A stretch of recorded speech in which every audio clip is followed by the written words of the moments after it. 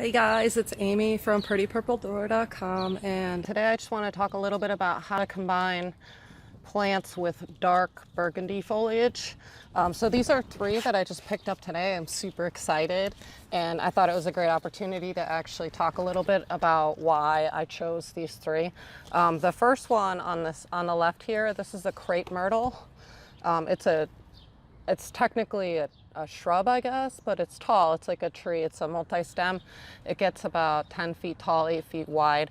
And the variety here is Black Diamond Pure White. And you can see the foliage is dark, and then it gets white blooms. The one in the middle here is a Hydrangea, and it's quick fire, Panacle Hydrangea. And over here we have an Elderberry, and the variety here is Black Lace.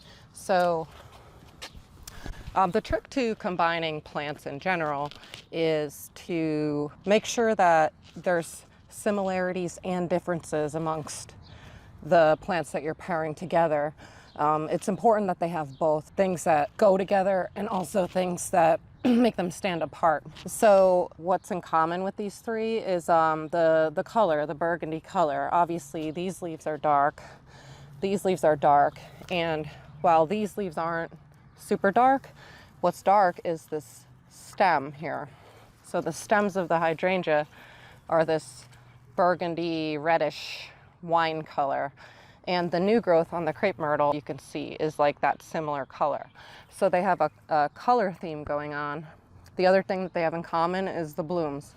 The blooms of all three of these are like a white, a cream, a very light pink, so they all go together in that way. Now that's the easy part. The hard part is to determine differences between the plants so that even when they're not blooming, even when they're not in full flower, they still look like their own plant. I call it like they having a little personality to them. So these all have personality, obviously. The hydrangea is the most different. The leaves are green, so that's one difference. But they're also very like matte texture, and they're big leaves here. They're the biggest of the three. The crepe myrtle here, it has a similar leaf shape, but it's kind of like a twirly shape too, and it's much shinier. So the leaves are different here, and then obviously the elderberry is the most different. It's got these three-prong little triple mini leaves. They kind of remind me of a fern. They're very delicate.